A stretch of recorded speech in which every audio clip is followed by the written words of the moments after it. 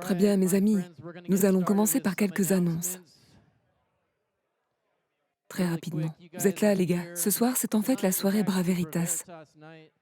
Ils ont eu 2 nuits de suite, hier soir et ce soir, avec Austin Whitsitt.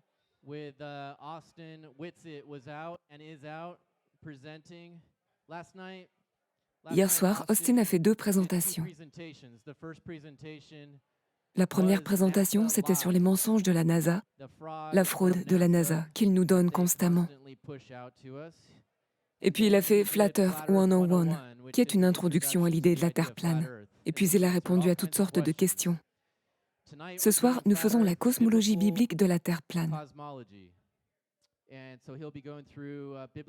Et donc, bibliquement parlant, la Bible dit-elle que la Terre est plane, ou bien que c'est une sphère qui tourne dans l'espace? Nous allons donc examiner cela. Nous sommes en direct sur X, sur Old State Saloon. Les sujets abordés lors de la rencontre Braveritas ce soir sont censés être un point de départ pour lancer une réflexion critique, une discussion significative et potentiellement être un catalyseur pour que vous agissez, pour que vous contribuez à rendre ce monde meilleur. Si vous êtes facilement offensé, vous souhaiterez peut-être quitter les lieux dès maintenant. Il se peut que vous jugiez certains contenus inappropriés, troublants, transformateurs. Ce contenu pourrait également perturber vos programmations de la CIA que vous endurez depuis des décennies. La discrétion du spectateur est conseillée. Et nous allons entendre la cosmologie de la Terre plane. Je ne sais pas si vous avez prêté attention à la chanson que je jouais plus tôt.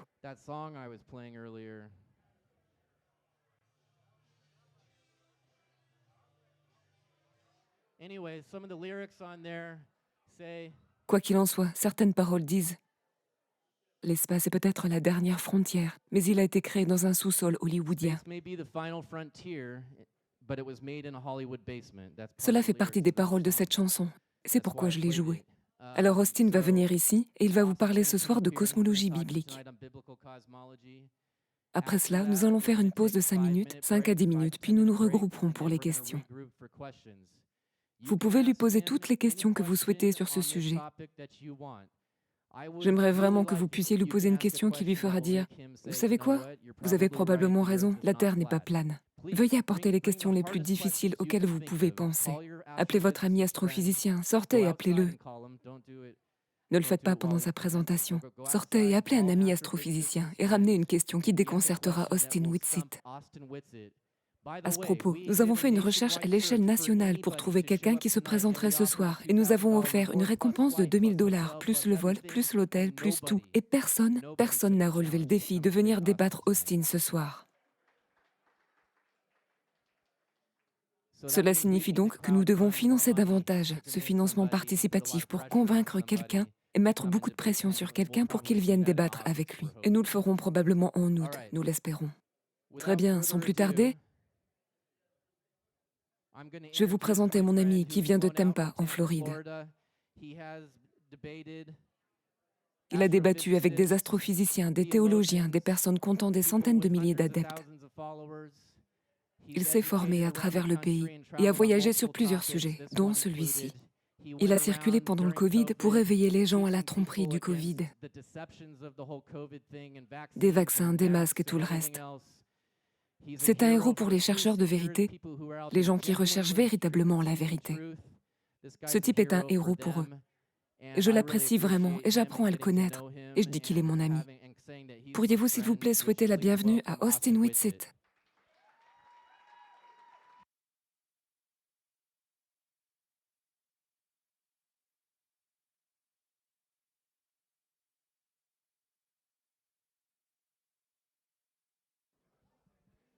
Comment ça va? On va donc commencer par aborder l'éléphant dans la pièce. Beaucoup d'entre vous pensent que je suis fou. C'est OK. Je pensais la même chose. Donc, si vous avez manqué la nuit dernière, nous avons couvert les mensonges de la NASA. Et la NASA s'est avérée trompeuse. De fausses images de l'espace, vous pouvez les surprendre en train de le faire. Nous les avons dénoncées au Congrès, intenté des poursuites judiciaires, etc. Ils ont balayé l'affaire sous le tapis. Désolé les gars, nous ne sommes pas allés sur la Lune, c'est une fausse nouvelle. Tout cela est faux. Donc si vous ne le savez pas, eh bien vous pouvez vérifier cela. Et puis nous avons abordé la Terre plane pour les novices, quelques éléments de base. Et ce soir, nous allons parler de ce que les Écritures disent à propos de la Terre. Alors je vais dire ceci. Je ne dis pas que la Terre est plane parce que la Bible le dit. Je dis que la Bible a encore une fois raison, d'accord? Juste pour que tout le monde sache comment ça marche. Vous pouvez vérifier cela. Je ne vais pas surcharger les gens, mais nous falsifions le rayon du globe. Nous l'avons testé. Vous pouvez tester de plusieurs manières. Test laser, transmission à micro-ondes, observation longue distance, des montagnes vues à 273 miles, 255 miles, etc. Ce soir, nous allons donc aborder la Bible et dire également que, selon le degré d'étude que vous avez atteint, ce qui semble se produire, c'est que la Bible est systématiquement correcte sur des choses sur lesquelles les hommes scientifiques disent qu'elle est fausse. Et donc, en gros, en tant que croyant, vous avez un choix à faire. Vous savez, la Bible a-t-elle raison? Ou est-ce juste un conte symbolique d'un peuple primitif? Et nous allons découvrir ce que dit la Bible à propos de la Terre. On va donc commencer ici. Je veux donc commencer par quelques versets. Le premier est « Mais que Dieu soit vrai et tout homme menteur ». Et c'est donc assez pertinent parce que beaucoup de gens vont automatiquement dire « Non, nous sommes allés dans l'espace. Je connais un ami qui a photographié des satellites. » C'est fou, j'en ai parlé à 50 d'entre eux. Ils utilisent la physique géocentrique. Vous pourriez donc être surpris de savoir qui a raison. Dans d'autres versets, mieux vaut mettre sa confiance en l'Éternel que de se confier en l'homme. Psaume 118, 8. C'est donc plus facile qu'à faire. Certainement avec un sujet comme celui-ci, où tout est bien plus facile de ne rien savoir, de n'avoir fait aucune recherche, aucun test, puis de prétendre que la personne qui parle de ça est stupide et de se moquer d'elle ou autre. Mais vous savez, vous auriez pu dire la même chose à propos de l'arme biologique appelée vaccin, je suppose. Voici donc ce qu'on nous dit sur la Terre. On prétend que la Terre tourne à 1000 miles par heure, 1600 km/h, là tout de suite. Nous sommes en fait inclinés sur un axe de 66,6 degrés, 3 oscillations différentes. Nous tournons également autour du Soleil à 66 600 miles par heure. Nous parcourons la galaxie à 800 000 km par heure, tandis que la galaxie traverse l'univers à 2 160 000 km par heure. La plupart des gens ici ne savaient même pas que c'était ce qu'ils croyaient. Mais maintenant vous savez. Et personne n'a visiblement vécu cela, à moins de prendre beaucoup de shots ce soir, donc. Une autre partie intéressante. Je ne vais pas dire que cela prouve quoi que ce soit, mais c'est intéressant. Et je ne suis pas moi-même un théoricien des coïncidences. Peut-être que vous l'êtes, mais ils disent, encore une fois, que la vitesse de l'orbite de la Terre autour du Soleil est de 66 600 miles par heure. Le taux de courbure du modèle du globe qu'on nous a enseigné est de 0,666 pieds par mille carré. On nous dit que l'axe de la Terre est incliné à 66,6 degrés. C'est bien sûr 23,4 pris sur 90. On nous dit également que les cercles arctiques nord et sud sont à 66,6 degrés. On nous dit que la gravité a été découverte en 1666 et qu'elle est à 666 newtons ou 6,66 sur la Terre. On nous dit également que la circonférence de la Terre en milles marins est de 6 fois 6 fois 600 et que le diamètre de la Lune est de 6 fois 6 fois 60 et ainsi de suite. Ça pourrait être une coïncidence. Vous savez, si vous croyez au Créateur, peut-être qu'il a réussi à faire ça avec le chiffre du diable, je ne sais pas. Il s'agit donc plutôt d'un métapoint, mais vous connaissez peut-être la franc-maçonnerie. Cela amène souvent les gens à se sentir bizarres. C'est ok. Vous connaissez peut-être des maçons. Je l'ai dit lors de la dernière présentation que mon arrière-grand-père était un maçon de niveau supérieur et qu'il a ensuite découvert des choses. C'est le symbolisme qu'ils ont utilisé dans l'image de gauche. Et vous verrez, vous avez le soleil, la lune et les étoiles sous un firmament. Et c'est donc littéralement ce que cela représente, un dôme. Et ici, l'équerre et le compas dans le symbole maçonnique. Et ceci est une citation d'Albert Pike dans Morale et dogme. Il dit « Le carré est un angle droit formé de deux droites. Il n'est adapté qu'à une surface plane et n'appartient qu'à la géométrie, aux mesures de la Terre et à la trigonométrie, qui ne s'occupe que des plans et de la Terre, ce que les anciens supposaient être un plan.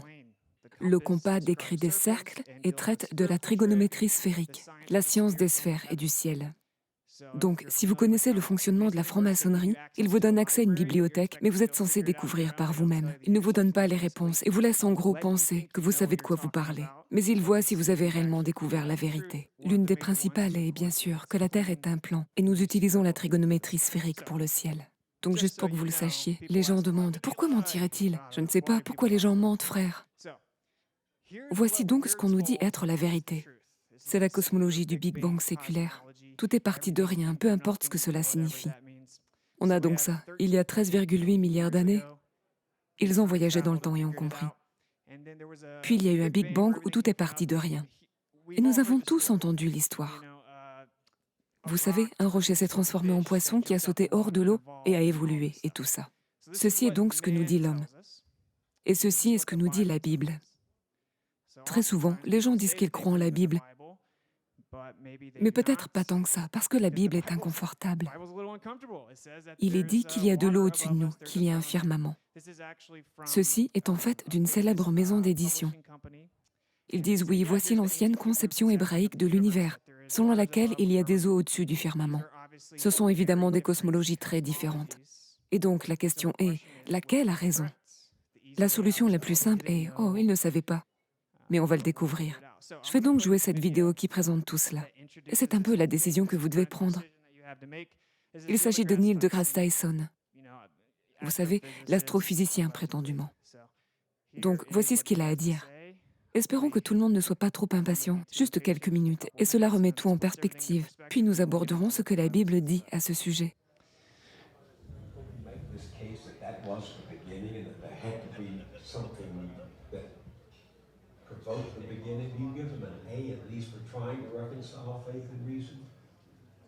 I don't think they're reconcilable. What do you mean? So let me say that differently. All efforts that have been invested by brilliant people of the past have failed at that exercise. They just failed. And so the track record is so poor that going forward I have essentially zero confidence, near zero confidence, that there would be fruitful things to emerge from the effort to reconcile. So, for example, if you knew nothing about science and you read, say, the Bible, the Old Testament, which in Genesis is an account of nature, that's what that is. And I said to you, give me your description of the natural world based only on this. You would say the world was created in 6 days and that stars are just little points of light, much lesser than the sun. And in fact, they can fall out of the sky. Right? Because that's what happens during the Revelation. One of the signs that the second coming is that the stars will fall out of the sky and land on Earth. To even write that means you don't know what those things are. You have no concept of what the actual universe is. So everybody who tried to make proclamations about the physical universe based on Bible passages got the wrong answer. Allez, on va s'arrêter là, c'est pénible. Bon, maintenant vous avez compris, et on le sait tous. Il se peut que certaines personnes ne soient pas croyantes, et il se peut que d'autres le soient. Si vous n'êtes pas croyant, je vous encourage à aller voir la présentation et certains autres contenus que j'ai mis en ligne, et vous découvrirez que vous avez été induit en erreur. La Terre n'est pas ce que vous pensez qu'elle est. Si vous êtes croyant, il est très important que vous vérifiez ce qui est dit. Voici donc Jésus, ou Yeshua, le Messie. Donc, au cas où les gens ne le connaîtraient pas, on prétend qu'il était le Fils de Dieu, qu'il est venu ici en tant que Messie, et qu'il vous donne votre salut en tant que médiateur auprès du Créateur de toutes choses. Donc il est en quelque sorte branché, vous savez. Il a dit, « Aussitôt après ces jours de tribulation, le soleil s'obscurcira, la lune ne donnera plus sa lumière, les étoiles tomberont du ciel, et les puissances des cieux seront ébranlées. Alors le signe du Fils de l'homme paraîtra dans le ciel. Toutes les tribus de la terre se lamenteront, et elles verront le Fils de l'homme venant sur les nuées du ciel avec puissance et une grande gloire. Il enverra ses anges avec la trompette retentissante, et ils rassembleront ses élus des 4 vents, depuis une extrémité des cieux jusqu'à l'autre. » C'est Matthieu 24, 29 à 31. Ça vient de cet être qui prétend être le Messie, disant que les étoiles vont tomber du ciel sur la terre. Et si vous ne le savez pas, ils prétendent que le soleil est une étoile, et même une très petite étoile. Alors quelqu'un m'explique comment ces choses plus grandes que le soleil vont finir par tomber sur la terre? Et donc il y a déjà un conflit là. Et je l'ai mis au début. Le Messie se trompe-t-il sur ce qu'est la création? Parce qu'il ne doit pas comprendre qu'une seule étoile engloutirait la terre entière. Nous devons donc faire face à cela pour ce que c'est. Nous devons choisir la parole de Dieu ou celle de l'homme. Donc, c'est là une contradiction majeure. Et en voici un autre. Et Dieu dit qu'il y ait des luminaires dans le firmament du ciel pour l'illumination de la terre pour faire une séparation entre le jour et entre la nuit, et qu'il demeure à titre de signe et pour les temps et pour les jours et pour les années, et qu'il demeure pour l'illumination dans le firmament du ciel afin de luire sur la terre. Et il en fut ainsi. Et Dieu fit deux grands luminaires, le grand luminaire pour le commandement du jour et le petit luminaire pour le commandement de la nuit, et les étoiles. Donc là, ça veut dire que le soleil est différent des étoiles. Ici, il est dit que vous avez un luminaire pour la nuit et un luminaire pour le jour. Si vous ne le savez pas, on a le soleil et la lune et ils sont de la même taille. Ils prétendent que ce n'est qu'une illusion. En fait, le soleil est 400 fois plus gros que la lune, par pure coïncidence, et exactement 400 fois plus loin, donc on dirait qu'ils ont la même taille. Ou peut-être qu'ils sont de la même taille et qu'un a été fait pour le jour et un pour la nuit. Et cela indique clairement que le soleil n'est pas la même chose que les étoiles. Un autre problème est que nous sommes au 4e jour de la création, que nous sommes censés tourner autour du soleil. Alors, comment pouvons-nous tourner autour du soleil si la Terre a été créée avant le soleil? Cela ne fonctionne pas, évidemment. Alors, cela va être un thème récurrent ce soir. Soit les Écritures sont vraies, soit les scientifiques qui disent que vous êtes issu d'un poisson et qui disent que vous devriez vous modifier génétiquement disent vrai. Très bien, Genèse 1, 1 à 5. Nous allons commencer par le début. Au commencement, Dieu fit le ciel et la terre. Ça devrait être en fait les cieux au pluriel. La Bible du roi Jacques a commis quelques erreurs. Pour ceux qui semblent penser que c'est infaillible, c'est inexact. C'est en fait les cieux et la terre. Or, la terre était invisible et inorganisée, et les ténèbres étaient sur la face de l'abîme. On ne peut pas avoir une face d'une sphère. On peut avoir une face d'une table, mais vous ne pouvez pas avoir une face de sphère. Alors, qu'est-ce qu'il survole? Et le souffle de Dieu était porté au-dessus de l'eau. Dieu dit qu'il y ait de la lumière, et il y eut de la lumière. Et Dieu vit que la lumière était bonne. Et Dieu fit une séparation entre la lumière et entre l'obscurité. Et Dieu appela la lumière jour, et l'obscurité, il l'appela nuit. Et il y eut un soir, et il y eut un matin, un jour. Je vais aborder cet éléphant dans la pièce, d'accord? Donc ce qui se passe normalement lorsque cela commence à être présenté, c'est que les gens disent « Eh bien, la Bible peut se tromper ». Eh bien, abordons cela un instant.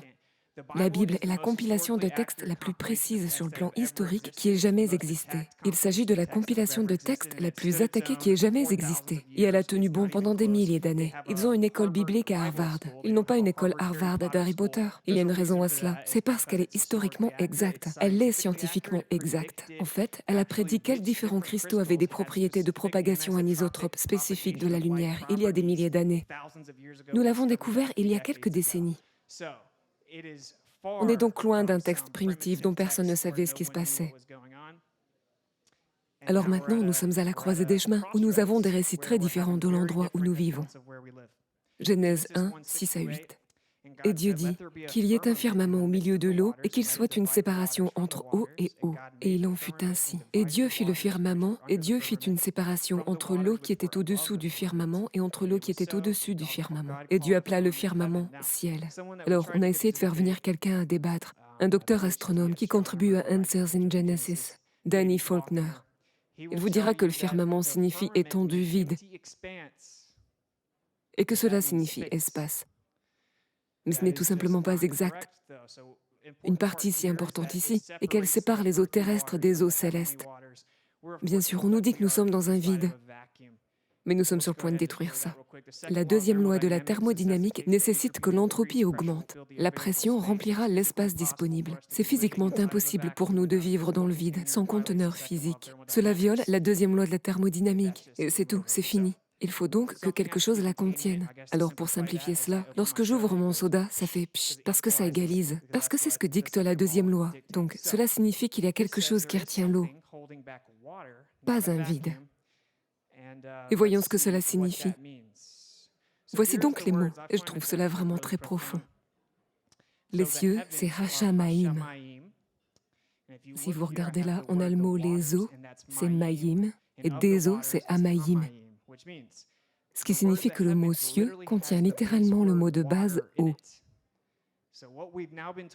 Donc, ce qu'on nous dit maintenant, c'est que le Créateur a plané au-dessus d'une surface d'eau, a fait sortir la terre de l'eau, que tout est entouré d'eau. Et il y avait un firmament séparant l'eau céleste et l'eau terrestre, à tel point que les cieux ont le mot eau dans le mot hébreu qui décrit les cieux.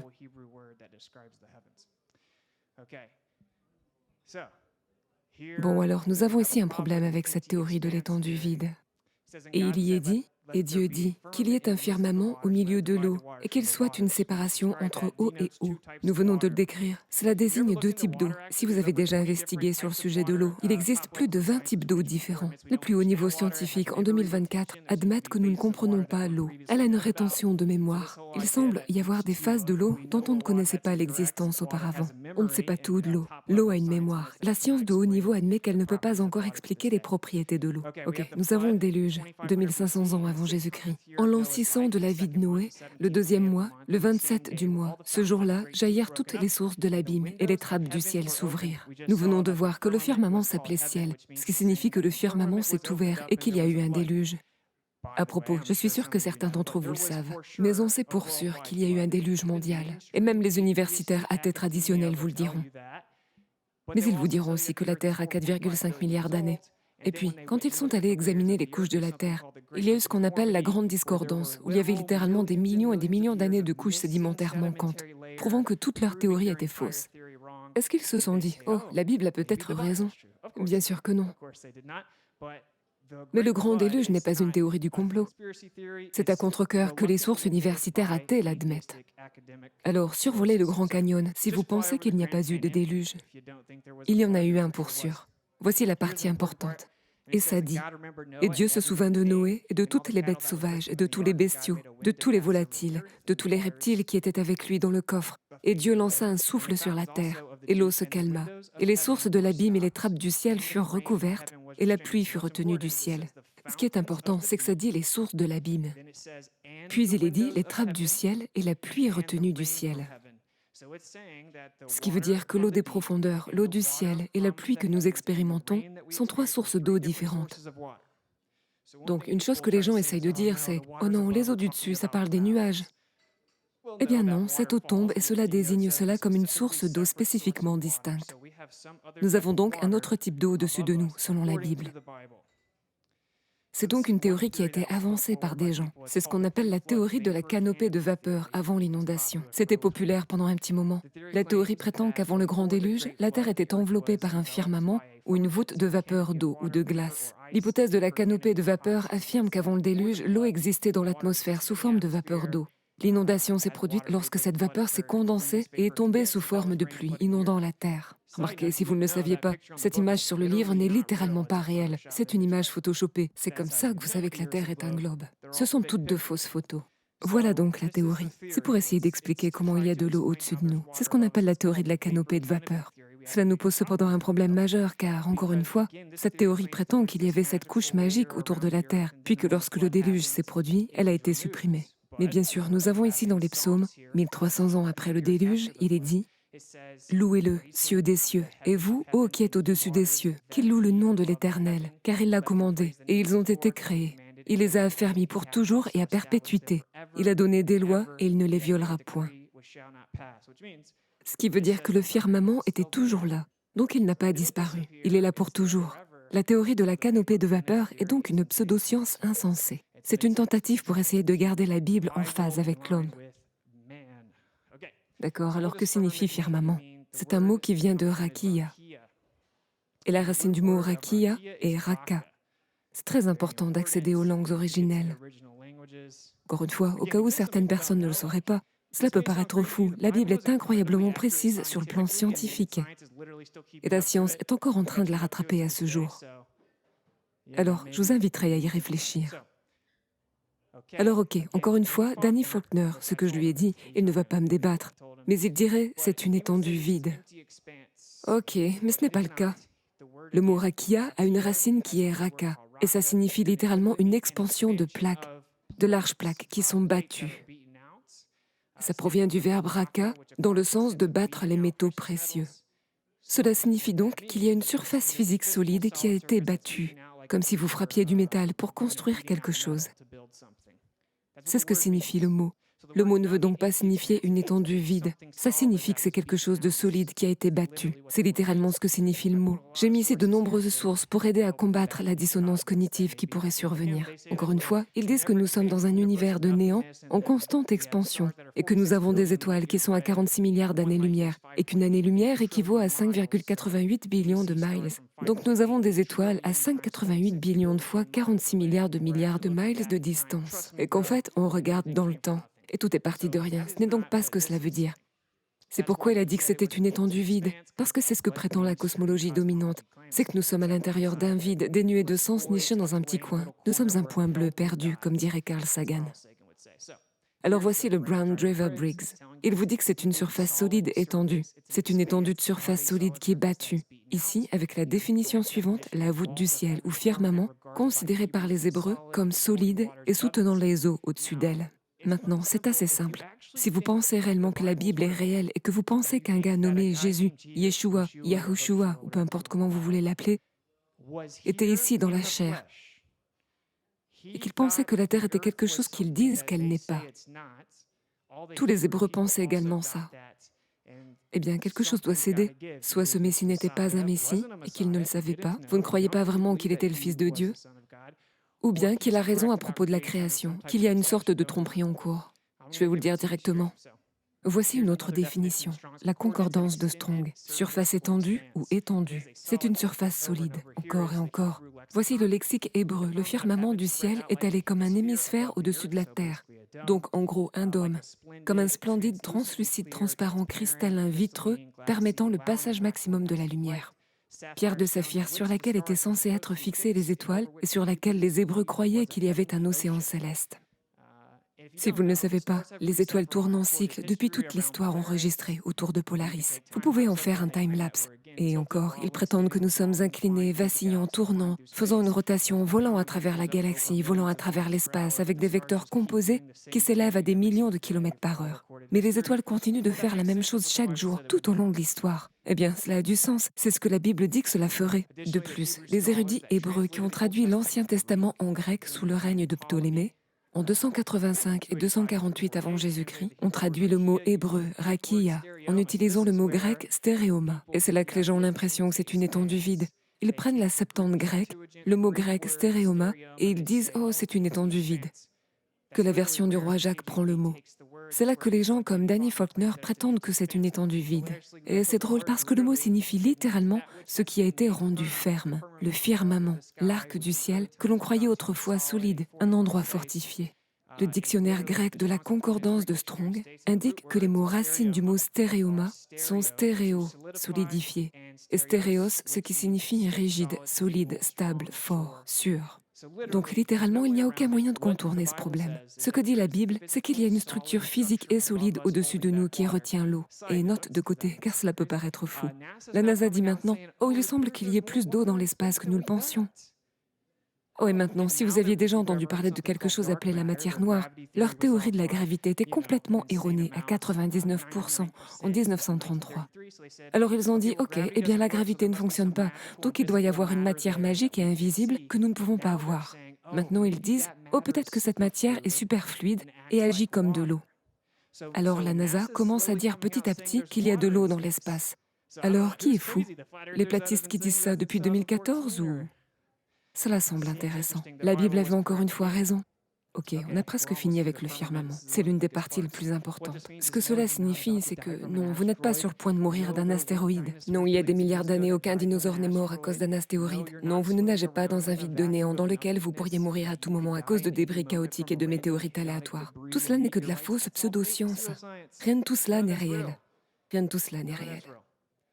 Et au fait, petite remarque, nous en avons parlé hier soir. Wernher von Braun était l'officier SS du régime nazi, amené par le gouvernement américain dans le cadre de l'opération Paperclip. Il fut chargé de l'exploration spatiale pour le gouvernement américain et pour la NASA. Il a dit à sa secrétaire qu'ils allaient utiliser les astéroïdes et qu'ils allaient inventer des histoires d'extraterrestres pour tromper le public. Rien de tout cela n'est réel. Je vous préviens tout de suite. C'est gars qui est censé nous avoir emmenés sur la Lune.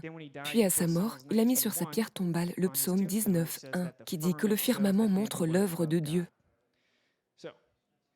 Alors d'accord, ce ne sont que des informations, mais Nous avons donc Ézéchiel 1, 22, 25, 26, qui parle du firmament en verre saphir. De mon côté, quand j'ai découvert que la Terre était comme un terrarium, ça m'a époustouflé. Donc, je veux juste que vous sachiez ce qui se passe. Après, vous en faites ce que vous voulez. Et la ressemblance du firmament sur les têtes des créatures vivantes était comme la couleur, le mot est en réalité apparence, du terrible cristal ainsi étendu au-dessus de leur tête. Et il y eut une voix venant du firmament qui était au-dessus de leur tête. C'est assez fou. Il y avait une voix au-dessus de leur tête? Quoi? Quand ils se levèrent et eurent abaissé leurs ailes, et au-dessus du firmament qui était au-dessus de leur tête, il y avait une image d'un trône comme l'apparence d'une pierre de saphir. Et sur ce qui semblait être un trône, il y avait une ressemblance comme l'apparence d'un homme au-dessus de lui. Ainsi ce que dit la Bible, s'il y a quelque chose appelé le firmament, il contient la terre. Il y a un trône sur lequel le Créateur est assis. Ce n'est donc pas ce qu'on nous dit ce qui se passe sur Terre. C'est une histoire très différente. Je vais vous dire comment je l'ai fait. Ce qui prouve que la Terre n'est pas un globe en rotation, c'est de tester cette théorie. Et alors vous découvrez que la Bible avait juste pendant tout ce temps. Ce n'est pas à l'inverse. Donc cette partie est plutôt cool.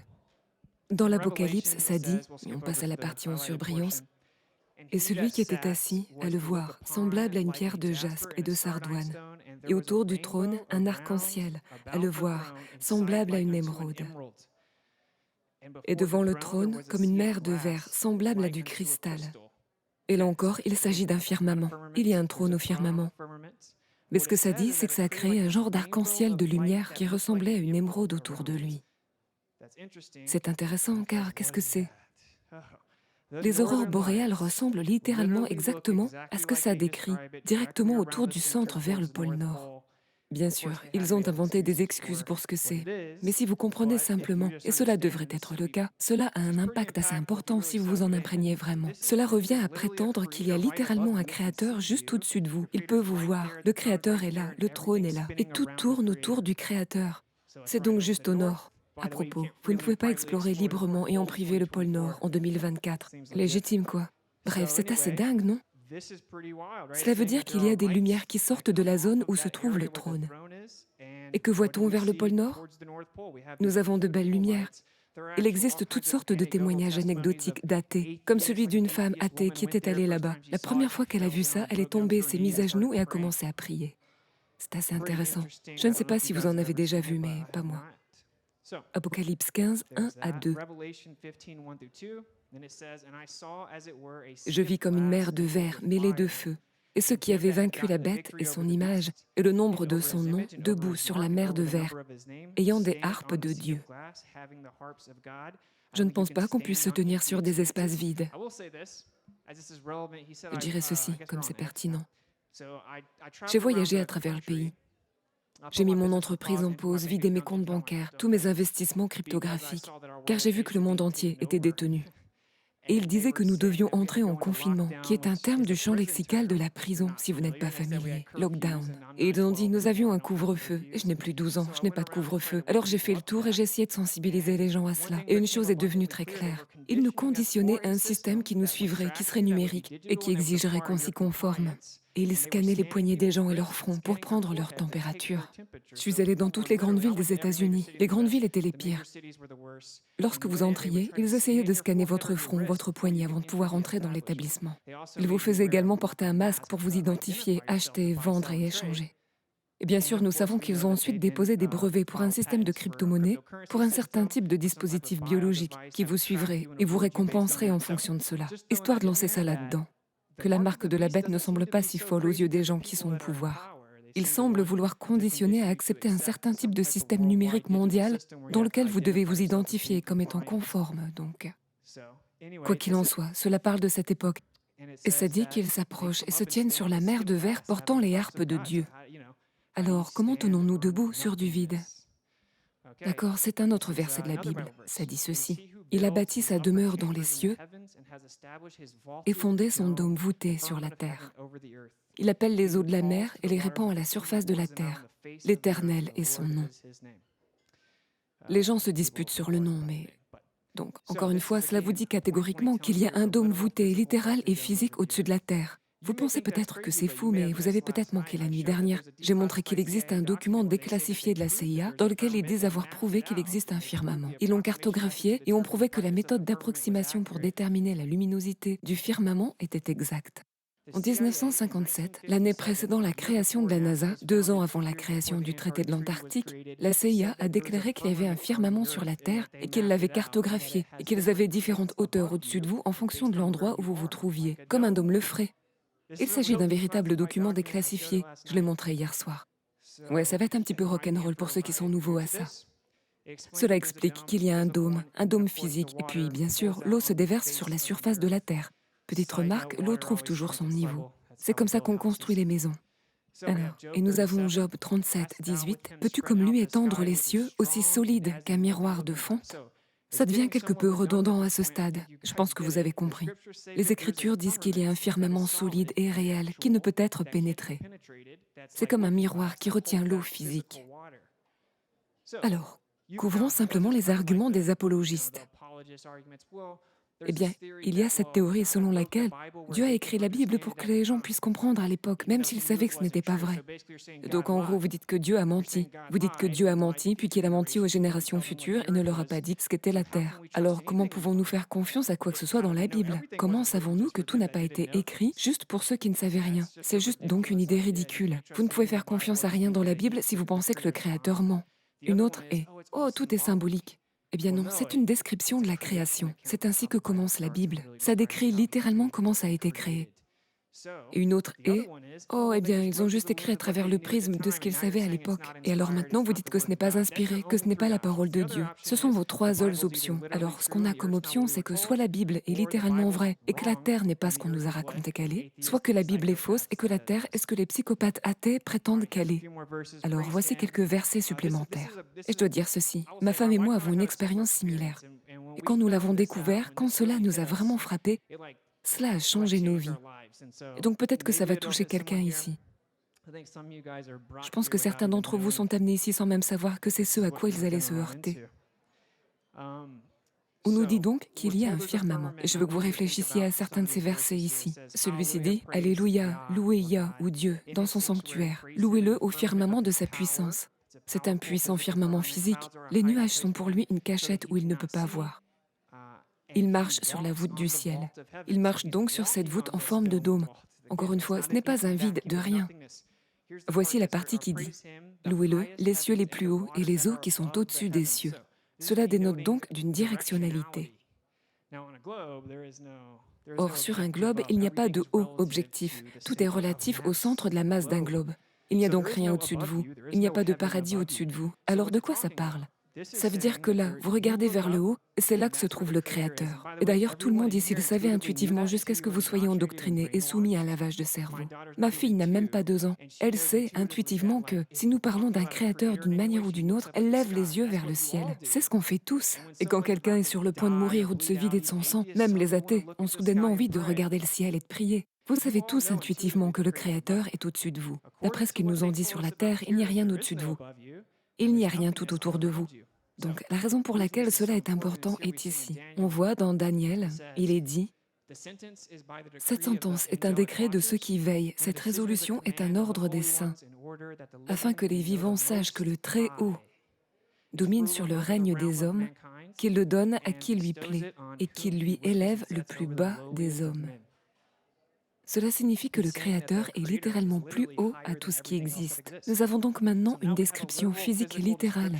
Si je demande à la plupart des gens qui sont ici et qui peut-être croient en la cosmologie moderne, qu'est-ce que le paradis? Ils ne savent pas. C'est quoi le paradis? C'est où? C'est comme un truc éthéré magique, je ne sais pas. Non, la Bible dit que c'est un véritable endroit où vous pouvez aller. C'est juste au-dessus de vous, c'est physique. Le Créateur est le plus haut. C'est pourquoi il est appelé le Très-Haut. Il est littéralement au-dessus de tout le reste. Petite remarque, car je n'ai pas pu tout mettre ici. Il est écrit cieux et terre. C'est parce qu'il y a plusieurs couches dans le firmament, selon les Écritures. Et puis nous vivons dans la couche la plus basse du firmament, et le Créateur est au-dessus de la couche supérieure. Il est en fait assis dessus, sur un trône. Je dirais que j'ai plus de respect pour les gens qui prétendent croire en la Bible et essayent de me dire comment elle dit que c'est une balle, que de simplement prétendre que cela n'existe pas. Au moins, peut-être qu'ils pensent y croire. Mais ils essayeront de dire « Oh, eh bien, Isaïe prouve que la Terre est une boule, que l'Écriture dit que la Terre est une boule, parce que ça dit qu'il a regardé par-dessus le cercle de la Terre. » Et bien sûr, cercle ne veut pas dire sphère. Dans ce même livre, écrit par Isaïe, même auteur, il utilise un mot différent pour sphère, 20 chapitres avant. Donc les mots ici sont dur et kouk. Alors quand il dit qu'il regarde la Terre et que la Terre est un cercle, il dit que c'est un cercle. Ce mot signifie littéralement, comme vous le voyez ici dans la langue originale, cercle, circuit, compas. Si vous regardez l'autre mot qu'Isaïe utilise pour boule, qui est dur, cela signifie littéralement boule ou sphère avec une forme sphérique en 3D. Ce sont deux choses manifestement différentes. Quand il dit balle, il dit qu'il vous lancera violemment comme une balle pour vous être rebellé. Et quand il décrit la Terre, il dit cercle, qu'il est assis au-dessus. Ce sont donc des choses différentes. Les gens vous diront en fait que cela montre que la Terre est une boule, ce qui est très malhonnête. Voici donc ce verset ici, lisons ce qu'il dit. « Ne le savez-vous pas? Ne l'avez-vous pas appris? Ne vous l'a-t-on pas fait connaître dès le commencement? N'avez-vous jamais réfléchi à la fondation de la Terre? C'est lui qui est assis au-dessus du cercle de la Terre. Et ceux qui l'habitent sont comme des sauterelles. Il étend les cieux comme une étoffe légère, il les déploie comme une tente pour en faire sa demeure. » Ainsi la Bible dit que nous sommes petits, minuscules, comme des sauterelles qui habitent à l'intérieur de cette immense tente voûtée qui s'étendait au-dessus de nous pour nous protéger. Je ne sais pas si vous avez déjà été dans une tente sphérique, mais je n'en ai jamais vu. Peut-être que vous pourriez me brancher ou quelque chose comme ça. Mais les tentes ne sont pas une sphère, n'est-ce pas? Et donc cela nous dit que nous vivons dans cette tente qu'il a tendue au-dessus de nous. Il s'assoit au-dessus du cercle. Donc si vous deviez construire un foyer, vous créeriez un cercle, une limite, afin que vous puissiez ensuite construire le foyer à l'intérieur de celui-ci. C'est ce que ça dit qu'il a fait. S'il avait vu que c'était une sphère, il aurait utilisé le mot pour sphère. Psaume 19:1. Les cieux racontent la gloire de Dieu et le firmament manifeste l'œuvre de ses mains. Et je pense que tout le monde ici serait d'accord avec ça. Quand vous regardez les étoiles, si vous avez déjà regardé les étoiles sans pollution lumineuse, c'est incroyable. Il y a tellement d'étoiles qu'on ne peut même pas appréhender. Et quand on s'éloigne de la pollution lumineuse, on se dit « Waouh, il y en a bien plus !» Et vous voyez des étoiles filantes, c'est incroyable. Tout le monde ici sait qu'on ne peut pas appréhender. Celui qui a fait ça est de loin supérieur à nous. À moins que, comme dit la Bible, quelqu'un ne se mente en disant que Dieu n'existe pas.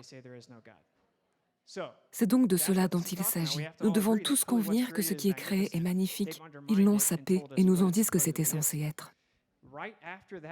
Juste après ce verset, cela continue au verset 4 et ça dit « Leur cordeau s'étend par toute la terre et leur voix est allée jusqu'aux extrémités du monde.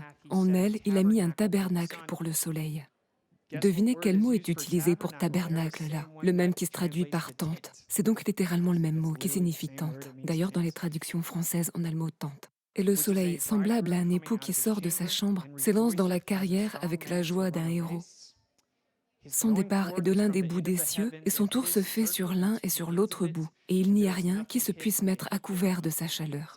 Il utilise donc exactement le même mot que celui qu'il utilise dans Ésaïe pour désigner un circuit ou un cercle, tour. Et cela veut dire que le soleil tourne en rond, il fait un circuit. Alors c'est un problème majeur pour l'héliocentrisme. Ça dit que rien n'est caché à la chaleur du soleil.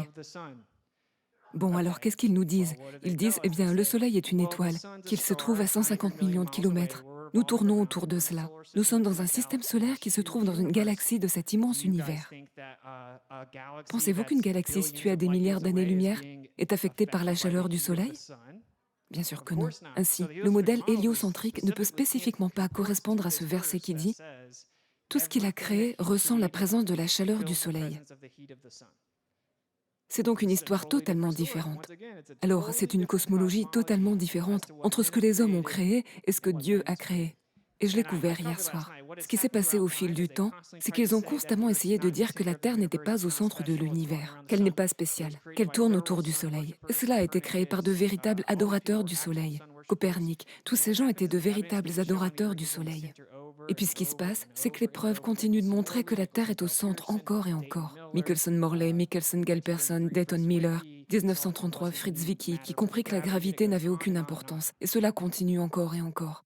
Et au lieu de dire « Oh, peut-être que la Terre est au centre, peut-être que la Bible avait raison », ils inventent tout ce qu'ils peuvent pour que ça continue. Le Fonds diffus cosmologique micro-ondes a récemment montré que la Terre était au centre. Je n'irai pas dans les choses trop compliquées. Mais la distribution inhomogène anisotrope de l'énergie du fond montre que la Terre est au centre. Mais voici un time-lapse du Soleil au nord. Et regardez, il fait exactement ce que la Bible dit. Il tourne simplement en rond autour de vous. Ceci, c'est dans le nord. Si vous allez vers le nord pendant l'été, vous pouvez voir le soleil pendant 24 heures d'affilée et il fera un cercle tout autour de vous. C'est vraiment cool. C'est ce qu'on appelle le soleil de minuit, maintenant, sur un globe. Cela devrait se produire en Antarctique. Et chaque vidéo prétendant avoir été tournée en Antarctique s'est avérée fausse. C'est comme ça que vous savez qu'ils ne mentent pas. Ce sont de fausses vidéos du soleil. Très bien, bref. Le point ici, c'est que cela correspond littéralement à la description exacte que disent les Écritures, encore. Ainsi, la nature confirme constamment les Écritures, tout comme la grande discordance, lorsqu'ils ont examiné les couches de la Terre et ont prouvé qu'elles n'étaient pas vieilles de milliards d'années. Les Écritures sont systématiquement vérifiées, avec des données scientifiques empiriques réelles. Il ne s'agit pas d'opinion. La vérité ne craint pas l'investigation. Voici un autre problème pour le modèle héliocentrique. Cela nous dit que le Soleil est dans un firmament. Il a un circuit et tout est affecté par sa chaleur. Ils disent que non, c'est à 150 millions de kilomètres et patati patata. Voici ce qu'on appelle un point chaud. Il s'agit d'un ballon à haute altitude qui filme la présence d'un point chaud localisé directement sous le Soleil. Cela est impossible si le Soleil est à 150 millions de kilomètres. Cela prouve que le Soleil est beaucoup plus local. C'est littéralement impossible, car sinon vous auriez des rayons du Soleil uniformément répartis sur la Terre. Vous ne pouvez pas avoir un point chaud localisé sur les nuages. Il n'y a pas de réponse. Je vais vous aider, les gars. J'ai demandé à tous ceux qui pourraient m'en donner une. Ok, Zacharie 1, 11. Et ils s'adressèrent à l'ange de l'Éternel, qui se tenait parmi les myrtes, et ils dirent, « Nous avons parcouru la terre, et voici, toute la terre est en repos et tranquille. » Et je dois dire que c'est insensé que certaines personnes essayent de prétendre que la Bible ne dit pas que la terre est stationnaire et plane. C'est ce que ça dit objectivement. On en a donc parlé hier soir, mais évidemment, certains prétendent que nous faisons tous ces différents types de mouvements. Mais ce qui s'est passé en 1887, c'est qu'ils ont réalisé un test appelé Michelson-Morley. Cela a changé toute la physique. C'est une expérimentation très connue. C'est en fait ce qu'on appelle le plus grand raté de l'histoire. Ils ont utilisé l'interférométrie qui consiste en des faisceaux lumineux qui se croisent. Et donc, parce que la lumière se déplace si vite, vous pouvez en fait la croiser pour obtenir des mesures de mouvement ultra précises, incroyablement précises, à des tonnes de décimales, d'accord ? C'est ce qu'on appelle l'interférométrie. Ils l'ont configuré pour détecter le mouvement de la Terre, mais ça n'a pas marché. Et ils ont continué à essayer, mais ça n'a jamais fonctionné. Ils ont donc dû élaborer une nouvelle théorie pour expliquer pourquoi la Terre semble stationnaire. Ça se pourrait pas que ce qu'on vit tous les jours soit vrai, n'est-ce pas? C'est fou. Ils ont alors proposé la théorie de la relativité. C'est Albert Einstein. Si vous êtes un peu comme moi et que vous aimez un peu les trucs d'intello et technique, vous pouvez aller sur ma chaîne. Nous enfouissons complètement la théorie de la relativité de haut en bas. On fait intervenir de nombreux physiciens et docteurs. Récemment, il y a eu un docteur qui a obtenu sa thèse sur le mouvement rigide des corps en relativité. Il a obtenu sa thèse de doctorat sur la relativité. Il a travaillé directement avec des personnes qui ont travaillé avec Einstein. Il sait que c'est totalement faux. Il sait que la Terre ne bouge pas et qu'elle est au centre de l'univers. Il sait qu'il y a un éther. Pour ceux qui aiment relever, « Ouais, mais ce gars n'a pas de référence. » Il n'a pas de certification, non. Mais je ne veux pas trop digresser, mais il a été prouvé que la Terre ne bouge pas. Le modèle actuel auquel tout le monde croit dit que vous ne pourrez jamais prouver que la Terre bouge et que chaque test que vous effectuerez donnera l'impression que la Terre ne bouge pas. Mais voyez, la plupart des gens ne le savent pas. Ils pensent « Oh, eh bien, nous avons une journée parce que ça tourne » ou autre. Que c'est tellement grand qu'on ne le sent pas. L'histoire officielle est que quel que soit le test que vous effectuez sur la Terre, il semblera toujours que la Terre est stationnaire. Et qu'en fait, c'est le temps qui ralentit pour vous tromper. Qu'est-ce que ça veut dire? Que le temps ralentit. Si vous essayez de dire, par exemple, à quelle vitesse la Terre se déplace, le temps commencera à s'étirer. Vous savez, le temps, le concept que nous utilisons qui n'est pas une chose réelle. Il s'étire et ralentit. Et tout ce que vous allez utiliser pour mesurer le mouvement de la Terre va se contracter. Mais on dirait que la Terre a la même taille, donc on dirait que la Terre est stationnaire. Donc juste pour que vous le sachiez, c'est là où en sont les niveaux supérieurs de physique. Je viens de faire un homme d'acier du modèle actuel. Et c'est toujours la théorie, personne ne peut trouver mieux. Il dit, ouais, eh bien, peu importe le test que vous faites, cela montrera que la Terre ne bouge pas. Une fois de plus, la science, la physique, les expériences et les données ont montré que les Écritures sont littéralement vraies. Et peut-être que les gens le nient. Voici quelques versets supplémentaires. Nous avons dans les Chroniques, « Le monde est stable, il ne chancelle point. Et nous avons dans les psaumes, il a établi la terre sur ses fondements, elle ne sera jamais ébranlée. Psaume 104 ici, on va sauter jusqu'à la phrase parce que je prends toujours trop de temps. Comme un manteau, il étend le ciel comme une tente. Il a construit sa demeure au-dessus de l'eau, au-dessus du firmament. Il a établi la terre sur ses fondements. Elle ne sera jamais ébranlée. Ensuite, on a les piliers de la terre. Ça parle également de la façon dont il y a des piliers de la terre et du fait de poser le monde sur eux. Dans Josué, nous voyons qu'il a dit au soleil de rester immobile et de s'arrêter de bouger. Et bien sûr, c'était un miracle lors d'une bataille, et le soleil s'est arrêté de bouger. On suppose que la Terre tourne autour du soleil. Alors quelqu'un me dit comment ça marche. Je vais vous dire comment ça marche. Cela ne fonctionnerait pas, car si la Terre arrêtait de bouger, vous vous envoleriez dans l'espace et vous mourriez. Le soleil s'arrête de bouger. C'est pourquoi il est dit que le soleil s'est arrêté au milieu du ciel, parce qu'il était auparavant en mouvement. Voici un autre problème majeur. Le soleil aussi se lève et le soleil se couche. Les gens disent « Oh, ça ressemble à un coucher de soleil sur un globe ». Eh bien, en réalité, le mot « se lève » signifie que vous commencez à voir des rayons à mesure qu'ils s'approchent. C'est ce que signifie le vrai mot. Et se coucher signifie s'éloigner de vous. Ça dit « il se hâte vers son lieu où il se lève ». Cela signifie donc que le soleil revient là où il a commencé. Selon le modèle héliocentrique, nous volons dans l'espace à 500 000 miles par heure avec le soleil. Le soleil n'est jamais revenu là où il a commencé et il ne le fera jamais. Encore une fois, la Bible a raison ou la Bible a tort. Nous allons donc passer rapidement à la fin ici. Et voici la partie plane. Donc ça dit dans Job 38 que la terre prend forme comme de l'argile pressée sous un seau. Traduction différente. Ici, la terre est transformée comme de l'argile pressée sous un seau. La Bible amplifiée, ici, la terre est transformée comme de l'argile dans laquelle un seau est pressé. Donc, cela signifie que la terre prend la forme d'un tas d'argile sur laquelle vous appuyez un seau. C'est ainsi que les rois signaient leurs lettres. Il est dit que ces traits ressortent tel un vêtement, ce qui signifie que la terre est plane. En voici quelques autres, ça dit « Qui a étendu la terre? Seul j'ai étendu la terre. » Seul qui vient de Ethmaïm, ce qui signifie par rapport aux eaux. Il étendit donc la terre par rapport aux eaux. Psaume 136,6, celui qui a étendu la terre sur les eaux. Donc ça continue de dire étirer, étaler la terre. Le mot lui-même signifie battre, marteler, étendre. Encore une fois, cela signifie que la terre est plane. Ici, il est dit, je sais que vous aimez celui-ci, il est dit, et ils montèrent sur la surface de la terre. C'est dans l'Apocalypse. C'est un moment assez intense ici. Il s'agit de la libération de Satan. Et ils parcourèrent toute la surface de la terre. Si vous regardez le mot surface, il vient de platos. Vous savez ce que c'est un plateau? Bien sûr, c'est plat. Cela vous indique où suivre ce mot jusqu'à son origine. C'est étalé à plat. Cela signifie littéralement qu'ils sont sortis sur une terre plane. C'est littéralement ce qui est dit ici.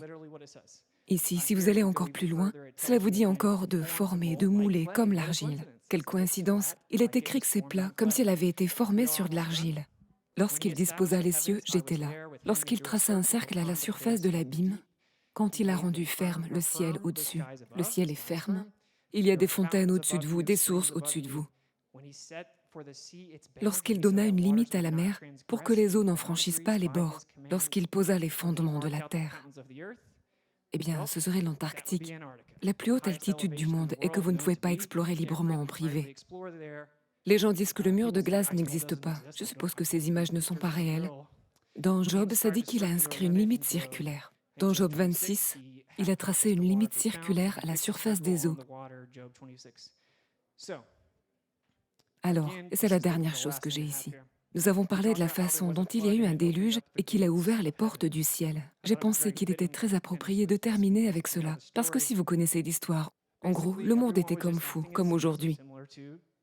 Et il n'y avait aucune issue. Nous avons dû en quelque sorte réinitialiser. C'est en gros ce qui s'est passé, oui. Et Noé apparut pur à ses yeux. Et il garda sa famille et il créa un déluge. Il est dit que l'eau du dessous de la terre est montée et que les portes du ciel se sont ouvertes. Et puis il y a eu un arc-en-ciel. Et ici, il est dit, dans Genèse 9, 13, « Je mets mon arc dans les nuages. Il sera le signe de l'alliance entre moi et la terre. Quand je ferai venir les nuages au-dessus de la terre, quand l'arc-en-ciel apparaîtra dans les nuages, je penserai à mon alliance avec vous et avec tous les êtres vivants. Il n'y aura plus jamais de grande inondation pour détruire la vie. » Genèse 9, 13. Donc non, l'arc-en-ciel ne signifie pas que vous vous identifiez d'une manière à une autre à votre dépravation et à votre orientation sexuelle dégénérée ou autre. C'est littéralement un symbole que nous ne serons plus inondés. C'est une alliance entre nous et le Créateur. Voici la partie qui est très cool. Ouais, réappropriez-vous l'arc-en-ciel. C'est donc ce qui est très cool. C'est évidemment la forme d'un dôme. Et c'était fou quand j'ai découvert ça. Ce n'est pas seulement quelque chose de joli qu'il dit qu'il n'inondera plus la Terre. C'est une démonstration physique, littérale, en direct, que le firmament est toujours intact et qu'il retient littéralement les eaux. Il vous le montre en direct. Rassurez-vous, les eaux sont toujours retenues. Il n'y a rien d'inquiétant. Le firmament est là. Et c'est ce que c'est l'arc-en-ciel. Ce serait impossible de l'avoir sans une surface réfléchissante solide. Alors, réapproprions-nous l'arc-en-ciel de bien des manières. Et c'est la fin.